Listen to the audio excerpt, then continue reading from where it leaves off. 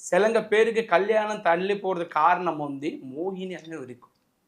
கல்யாணம் நடக்காம ஆசை தீராம இருந்தவங்க வந்து இறந்து போனாலும் அந்த ஆத்மக்கு சாந்தி இருக்காது. ஓ குடும்பம் இருக்கிறது ஆளுக்கு வந்து என்னது இறந்து போனாலும் அவங்களுக்கு வந்து காரியங்கள் எல்லாம் செஞ்சு வச்சு அவங்கள ஆத்ம சாந்தி பண்ணுறதுக்காக காரியம் எல்லாம் பண்ணுவாங்க. ஆனால் எனக்கு குடும்பம் இல்லைனாலும் வந்து இறந்து போயிடுவாங்க. அவங்களுக்கு யாரும் சாந்தி பண்ணுவாங்க? யாரும் சாந்தி பண்ண மாட்டாங்க. அவங்களுக்கு நினச்ச ஆசை வந்து தீராமல் இறந்து போயிடும். அப்புறம் வந்து அவங்களுக்கு சாந்தி பண்ணுறதால யாருமே கிடையாது. அதுக்காக அந்த ஆத்மா வந்து தேடிட்டு இருக்கும். தேடிட்டு அந்த காத்துக்குள்ள அம்மா சுத்திட்டு இருக்கும். அது காத்துக்குள்ள சுத்திடும் போது சிலங்க பேர் வந்து இப்போ நிறைய தப்பு பண்ணிட்டு இருக்காங்க.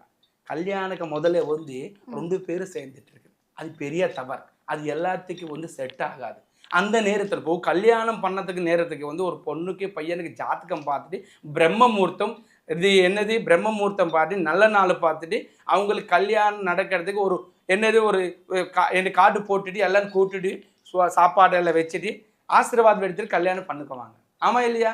அதே நேரத்தில் வந்து அதே மாதிரி ஒரு புருஷன் பொண்ணாட்டு மாதிரி வாழ்கிறதுக்கு ஒரு டைம் இருக்கும். ஆனால் இதை சொல்லக்கூடாது. ஆனால் சொல்லிட்டுனா எல்லாருக்கும் புரிஞ்சிடும். மக்களுக்கு செய்கிற தவறை பற்றி தெரிஞ்சுக்கன்னா இன்னொரு தடவை தப்பு பண்ண முடியாது. அந்த நேரத்தில் வந்து சிலங்க பேர் வந்து ஒன்றாகிற டயத்தில் வந்து அந்த ஆசை தீராமல் ஆத்மங்கள் வந்து அவங்களுக்கு பிடிச்சிடுவாங்க.